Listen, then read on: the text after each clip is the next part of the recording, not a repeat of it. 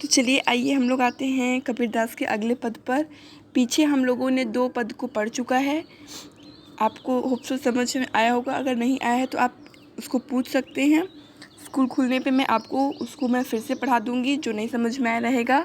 चलिए तो शुरू करते हैं। हस्ती चढ़िए ज्ञान कौन, सहज दुलीचा डारी, स्वान रूप संसार है, भूखन दे झक मारी। तो जैसे कि आपको पता है कि हमेशा ही आपको संदर्भ और प्रसंग देते रहना है। तो संदर्भ आपको पता ही है कि आपकी ये क्षितिज बुक में है। क्षितिज साखी नामक पाठ से लिया गया है और इसके रचयिता कबीरदास जी हैं। तो जैसा आपको पैटर्न बताया गया है कि प्रस्तुत पद्यांश हमारी पाठ्य पुस्तक क्षितिज के साखी नामक पाठ से लिया गया है, जिसके रचयिता श्री कबीरदास जी हैं। इसमें उन्होंने ज्ञान की महत्ता का वर्णन किया है। ये आपका प्रसंग हो जाएगा कि उपर्युक्त पद्यांश में उन्होंने ज्ञान की महत्ता का वर्णन किया है। चलिए तब इसकी व्याख्या करते हैं। हस्ती चढ़िए ज्ञान कौन, सहज दुलीचा डारी। ज्ञान और ज्ञानी अगर हाथी चढ़कर भी आपके पास आते हैं तो, लिखा है ना, हस्ती चढ़िए ज्ञान कौन।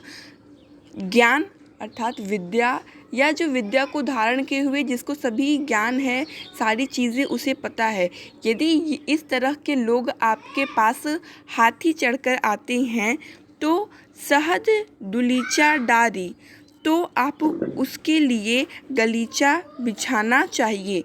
कहने का मीन्स ये है यहाँ पे कि यदि कोई ज्ञानी व्यक्ति या फिर किसी माध्यम से ज्ञान आपके पास आता है तो उसके लिए गलीचा बिछा देना चाहिए। हाथी चढ़ के आने की बात इसलिए यहाँ पे कही जा रही है कि यदि वह आपसे दूर हो तो आप यह मत सोचिए कि हमें उसके पास नहीं जाना है, यह सोचना हमारा वहाँ पे गलत हो जाएगा। तो आप स्वयं ही क्या करिए कि उनके पास जाइए और उनसे उनके ज्ञान को प्राप्त कीजिए। कभी भी ऐसे व्यक्ति यदि आपके सामने आते हैं या आपसे दूर हैं तो यह इंतज़ार मत करिए कि वह व्यक्ति आपके पास आए, बल्कि आप स्वयं ही उसके पास जाकर गलीचा बिठा दीजिए, अर्थात उसके स्वागत हेतु आप अपनी अभिलाषा को व्यक्त करिए। आगे की पंक्ति आपकी है, स्वान रूप संसार है, भूखन दे झक माही। यहाँ पे कबीरदास जी कहते हैं कि ये जो दुनिया है, ये दुनिया के लोग हैं, ज़्यादातर ऐसे लोगों का बर्ताव ऐसा हो जाता है कि जब वो हाथी को देखते हैं तो वह कुत्ते की भांति भौंकने लगते हैं। एक जो अहंकारी व्यक्ति होता है, जो अज्ञानी व्यक्ति होता है, उसका सदा ज्ञानपूर्ण व्यक्तियों से बैर ही होता है। आप देखेंगे कि विद्वानों की सभा में जो मूर्ख होते हैं वो बेवजह विद्वानों की बातों को काटा करते हैं, अर्थात वह उसी कुत्ते की भांति उस हाथी जैसे विद्वान पर भूखा करते हैं। कुत्ते जो होते हैं वह केवल भूख सकते हैं, वह उस हाथी का कुछ भी बिगाड़ नहीं सकते। लिखा हुआ है ना यहाँ पे कि भूखन दे झक मारी, वह केवल भौंक सकते हैं, झक मारी उनका कुछ भी बिगाड़ नहीं सकते हैं।